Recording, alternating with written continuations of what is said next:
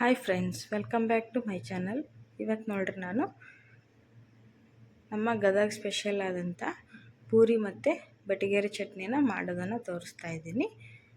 ತುಂಬ ಟೇಸ್ಟಿಯಾಗಿ ಬರುತ್ತೆ ಚಟ್ನಿ ಇದು. ಪೂರಿಗಂತೂ ಸೂಪರ್ ಕಾಂಬಿನೇಷನ್ನು. ಹಾಗಾದರೆ ಈ ರೆಸಿಪಿ ಹೇಗೆ ಮಾಡೋದು ಅಂತ ನೋಡ್ಕೊಳ್ರಿ. ನಾವು ಮಾಮೂಲು ಪೂರಿ ಸಾಗು ಜೊತೆ ತಿಂದಿರ್ತೀವಿ ಮತ್ತು ಕೂರ್ಮ ಜೊತೆ ತಿಂದಿರ್ತೀವಿ. ಆದರೆ ಈ ಚಟ್ನಿ ಜೊತೆ ಒಂದು ಸರಿ ಮಾಡಿ ನೋಡಿರಿ ಫ್ರೆಂಡ್ಸ್, ನೀವು ಹಗಲೆಲ್ಲ ಅದನ್ನೇ ಮಾಡ್ತೀರಾ. ಹಾಗಾದರೆ ವಿಡಿಯೋ ರೆಸಿಪಿ ಇಷ್ಟ ಅನಿಸಿದರೆ ನಮ್ಮ ಚಾನಲ್ಗೆ ಸಬ್ಸ್ಕ್ರೈಬ್ ಮಾಡಿರಿ, ಫ್ಯಾಮಿಲಿ ಫ್ರೆಂಡ್ಸ್ ಜೊತೆ ಶೇರ್ ಮಾಡಿಕೊಳ್ರಿ. ಇಲ್ಲಿ ನೋಡಿರಿ ಹೇಗೆ ಮಾಡೋದು ಅಂತ. ಫಸ್ಟು ನಾವಿಲ್ಲಿ ಪೂರಿ ಹಿಟ್ಟನ್ನು ಕಲಸೋಣ. ಇಲ್ಲಿ ಒಂದು ದೊಡ್ಡ ಬೌಲ್ನಲ್ಲಿ 1 ಬೌಲ್ನಷ್ಟು ಮೈದಾ ಹಿಟ್ಟು ತೊಗೊಂಡಿದ್ದೀನಿ. ಅದಕ್ಕೆ ಅರ್ಧ ಬೌಲ್ನಷ್ಟು ಗೋಧಿ ಹಿಟ್ಟನ್ನು ಹಾಕ್ತಾಯಿದ್ದೀನಿ. ಅಂದರೆ ಗೋಧಿ ಹಿಟ್ಟು ಹಾಕಿದರೆ ಸ್ವಲ್ಪ ಸ್ಮೂತಾಗಿ ಬರುತ್ತೆ ಅಂತ ಹೇಳಿ. ಈಗ ನಾವು ಮೈದಾ ಹಿಟ್ಟು ಅಷ್ಟೇ ನಾದ್ಬಿಟ್ರೆ ಸ್ವಲ್ಪ ಜಿಗಿ ಜಾಸ್ತಿಯಾಗಿ ನಾರಾಗುತ್ತೆ, ಜಗಿಯೋಕ್ಕೆ ಚೆನ್ನಾಗಿರಲ್ಲ. ಸ್ವಲ್ಪ ಗೋಧಿ ಹಿಟ್ಟು ಹಾಕಿದರೆ ಕ್ರಿಸ್ಪಿಯಾಗಿ ಬರುತ್ತೆ. ಇವಾಗ ನೋಡಿರಿ ಒಂದು ಚಿಟಿಕೆ ಉಪ್ಪು ಹಾಕಿದ್ದೆ ನಾನು ಟೇಸ್ಟಿಗೆ. ಆಮೇಲೆ 1 ಸ್ಪೂನಷ್ಟು ಎಣ್ಣೆ ಹಾಕಿರಿ. ಹಾಕಿ ಎಣ್ಣೆಯಲ್ಲಿ ಹಿಟ್ಟನ್ನು ಚೆನ್ನಾಗಿ ಮಿಕ್ಸ್ ಮಾಡಿರಿ. ಎಣ್ಣೆ ಬಿಸಿ ಮಾಡೋ ಅವಶ್ಯಕತೆ ಇಲ್ಲ, ತಣ್ಣಗಿರೋ ಎಣ್ಣೆ ಹಾಕಿದರೂ ಕೂಡ ನಡೆಯುತ್ತೆ. ಚೆನ್ನಾಗಿ ಮಿಕ್ಸ್ ಮಾಡಿ ಹಿಟ್ಟಿನಲ್ಲಿ.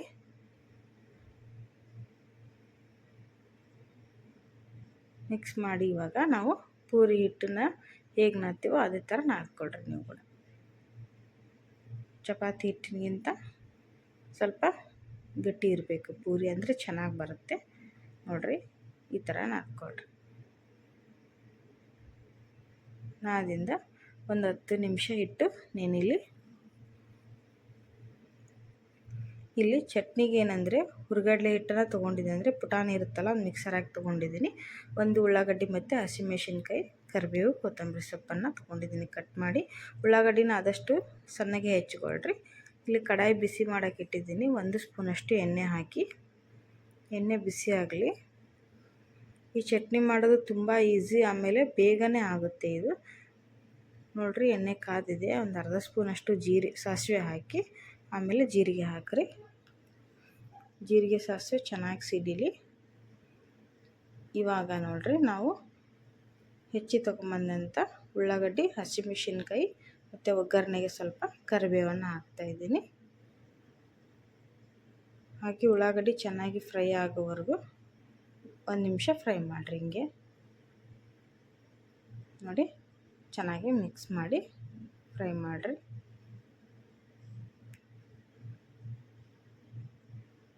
ಈಗ ಇದಕ್ಕೆ ರುಚಿಗೆ ತಕ್ಕಷ್ಟು ಉಪ್ಪು ಹಾಕಿ, ಉಪ್ಪು ನೋಡ್ಕೊಂಡು ಹಾಕಿರಿ. ಕಡಿಮೆ ಬಿದ್ದರೆ ಮೇಲೆ ಹಾಕ್ಬೋದು. ಈಗ ನೋಡಿ ಒಂದು ಸ್ವಲ್ಪ ಅರಿಶಿನ ಪುಡಿ ಹಾಕೋಣ ಇದಕ್ಕೆ, ಒಂದು ಅರ್ಧ ಸ್ಪೂನಷ್ಟು. ನೀವು ಚಟ್ನಿ ಕ್ವಾಂಟಿಟಿ ನೋಡಿಕೊಂಡು ಒಗ್ಗರಣೆನ ಮಾಡಿಕೊಳ್ರಿ. ನಾನಿಲ್ಲಿ ಒಂದು 3 ಜನಕ್ಕೆ ಆಗೋಷ್ಟು ಅಷ್ಟೇ ಮಾಡ್ತಾಯಿದ್ದೀನಿ. ಹಾಗಾದರೆ ಸ್ವಲ್ಪ ಮಾಡ್ತಾಯಿದ್ದೀನಿ ನಾನು. ನೀವು ಜಾಸ್ತಿ ಜನ ಇದ್ದರೆ ಜಾಸ್ತಿ ಕ್ವಾಂಟಿಟಿಯಲ್ಲಿ ಮಾಡಿಕೊಳ್ರಿ. ಒಂದು ಅರ್ಧ ಸ್ಪೂನಷ್ಟು ಸಕ್ಕರೆನ ಹಾಕಿದ್ದೀನಿ ನಾನು. ಇದಕ್ಕೆ ಸಿಹಿ ಹಾಕಲೇಬೇಕು, ಬೆಲ್ಲ ಅಥವಾ ಸಕ್ಕರೆ ಎರಡರಲ್ಲಿ ಯಾವುದಾದ್ರೂ ಒಂದು ಹಾಕಿ. ಇದೇ ಈ ಚಟ್ನಿಗೆ ಸ್ಪೆಷಲ್ಲು. ಆಮೇಲೆ ಸ್ವಲ್ಪ ಕೊತ್ತಂಬರಿ ಸೊಪ್ಪನ್ನು ಹಾಕಿ, ಕಟ್ ಮಾಡಿ ತೊಗೊಂಡಂಥ ಕೊತ್ತಂಬರಿ ಸೊಪ್ಪು ಹಾಕಿ ಚೆನ್ನಾಗಿ ಅದನ್ನು ಸಹಿತ ಫ್ರೈ ಮಾಡಿರಿ ಎಣ್ಣೆಯಲ್ಲಿ. ನೋಡಿರಿ ಒಗ್ಗರಣೆ ಈಗ ರೆಡಿ ಆಯಿತು. ಫ್ಲೇಮ್ ಆಫ್ ಮಾಡೋಣ. ಇಷ್ಟೇ ಅದನ್ನು ಮಾಡೋಕ್ಕೆ. ಇಲ್ಲಿ ತೊಗೊಂಡಂಥ ಪುಟಾಣಿ ಹಿಟ್ಟಿಗೆ ನಾನು ಸ್ವಲ್ಪ ನೀರು ಹಾಕಿ ಗಂಟುಗಳಿಲ್ಲದೆ ಇರೋ ಥರ ನೋಡಿ ಕಲಿಸ್ಕೊಳ್ರಿ. ನೀರು ಹಾಕೋ ಬದಲು ಮೊಸರು ಸಹಿತ ಹಾಕಿ ಕಲಿಸ್ಬೋದು. ಈಗ ನೋಡಿರಿ ನಾವು ಕಲಸಿ ತೊಗೊಂಬಂದಂಥ ಹಿಟ್ಟನ್ನು ನಾನು ಒಗ್ಗರಣೆಗೆ ಸೇರಿಸ್ತಾ ಇದ್ದೀನಿ. ಈ ಚಟ್ನಿನ ನಾವು ಕುದಿಸ್ಬಾರ್ದು ಮತ್ತು ಬಿಸಿ ಮಾಡಬಾರ್ದು. ನಾವು ಹಾಗಾಗಿ ಒಗ್ಗರಣೆನ ಫ್ಲೇಮ್ ಆಫ್ ಮಾಡಿ ಕೆಳಗೆ ಇಳಿಸ್ಬಿಟ್ಟು ಈ ಥರ ಹಾಕಬೇಕಾಗತ್ತೆ. ಅಂದರೆ ಇದು ಬಿಸಿ ಆಗಬಾರ್ದು ಚಟ್ನಿ. ಇದೇ ಇದ್ರ ಸ್ಪೆಷಲ್ಲು. ನೋಡಿರಿ ಚಟ್ನಿ ರೆಡಿ ಆಯಿತು. ನಿಮ್ಮ ನೀರಿನ ಕ್ವಾಂಟಿಟಿ ನೋಡಿ ನೀವು ಚಟ್ನಿನ ಮಾಡ್ಕೋಬೋದು. ಇಲ್ಲಿ ಚಪಾತಿ ಹಿಟ್ಟನ್ನು ಚೆನ್ನಾಗಿ ನಾದ್ಕೊಂಬಿಟ್ಟು ಇನ್ನೊಂದು ಸರಿ ಪೂರಿ ಹಿಟ್ಟನ್ನು ಈ ಥರ ಉಂಡೆಗಳನ್ನಾಗಿ ಮಾಡಿ ಪೂರಿನ ಲಟ್ಟಿಸ್ಕೊಳ್ರಿ.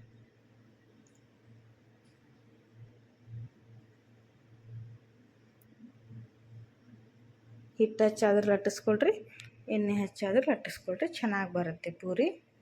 ನೋಡಿ ನಾನು 2 ಲಟ್ಟಿಸಿ ತೋರಿಸ್ತಾ ಇದ್ದೀನಿ ಅಷ್ಟೇ. ಈ ಚಟ್ನಿ ಜೊತೆ ಈ ಪೂರಿ ಸೂಪರಾಗಿರುತ್ತೆ.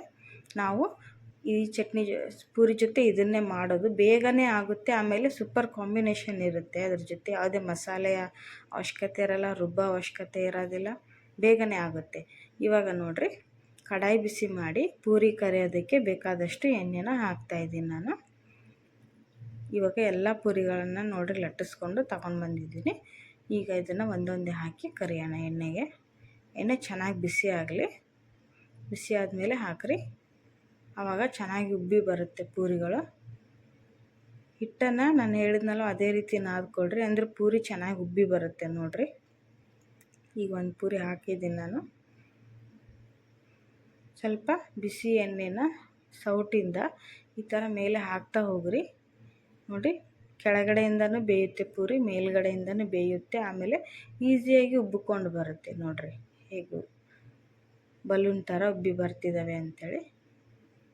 ಸೂಪರ್ ಆದಂಥ ಪೂರಿಗಳು ರೆಡಿ. ಇದೇ ರೀತಿ ನೀವು ಕೂಡ ಮಾಡಿಕೊಂಡು ಟ್ರೈ ಮಾಡಿ ನೋಡಿರಿ. ನೋಡಿರಿ, ಒಂದೆರಡೇ ನಿಮಿಷದಲ್ಲಿ ಪೂರಿಗಳು ರೆಡಿಯಾಗಿತ್ತು. ಎಣ್ಣೆ ಬಸ್ಬಿಟ್ಟು ತೆಗೆದಿಡೋಣ. ಈಗ ಮತ್ತೆ ಒಂದು ಪೂರಿ ಹಾಕ್ತಾಯಿದ್ದೀನಿ ನಾನು.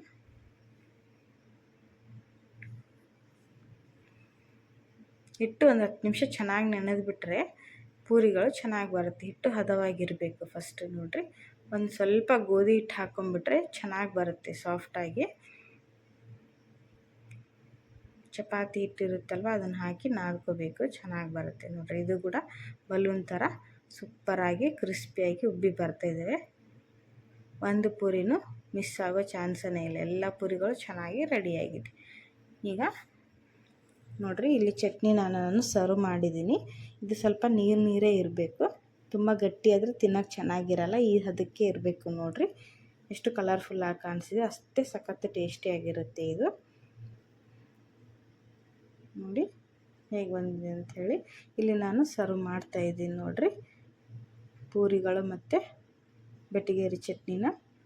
ಏನಪ್ಪ ಇದು ಬೆಟಗೇರಿ ಚಟ್ನಿ ಅನ್ಬೋದು, ಆ ಊರಿನ ಅದು ಸ್ಪೆಷಲ್ ಆಗಿರೋದ್ರಿಂದ ಅದೇ ಊರಿನ ಹೆಸರಿಟ್ಟು ಕರೀತಾರೆ ಅಷ್ಟೇ ಫ್ರೆಂಡ್ಸ್. ಈಗ ಆ ಚಟ್ನಿ ಕೂಡ ನೀವು ನೋಡಿದರೆ ಹೇಗೆ ಮಾಡೋದು ಅಂತ ನೀವು ಕೂಡ ಒಂದ್ಸರಿ ಟ್ರೈ ಮಾಡಿ ನೋಡಿರಿ. ಇಲ್ಲಿ ನೋಡಿರಿ ಹೇಗಿದೆ, ಸಾಫ್ಟಾಗಿ ಬಂದಿದೆ ಅಂಥೇಳಿ. ನಾನಿಲ್ಲಿ ಕಟ್ ಮಾಡಿ ತೋರಿಸ್ತೀನಿ ನೋಡಿ. ಸೂಪರ್ ಟೇಸ್ಟಿಯಾದಂಥ ಬೆಟಗೇರಿ ಚಟ್ನಿ ಜೊತೆ ಪೂರಿ ರೆಡಿ. ನಮ್ಮ ಗದಗ ಸ್ಪೆಷಲ್. ನೀವು ಒಂದ್ಸರಿ ಮಾಡ್ಕೊಂಡು ತಿಂದು ನೋಡಿರಿ ಹೇಗಿತ್ತು ಅಂತ ತಿಳಿಸಿ. ವಿಡಿಯೋ ರೆಸಿಪಿ ಇಷ್ಟ ಆದರೆ ನಾನು ಹೇಳ್ದಂಗೆ ನಮ್ಮ ಚಾನಲ್ಗೆ ಸಬ್ಸ್ಕ್ರೈಬ್ ಮಾಡಿಕೊಡ್ರಿ, ಫ್ಯಾಮಿಲಿ ಫ್ರೆಂಡ್ಸ್ ಜೊತೆ ಶೇರ್ ಮಾಡಿಕೊಡ್ರಿ. ಬಾಯ್.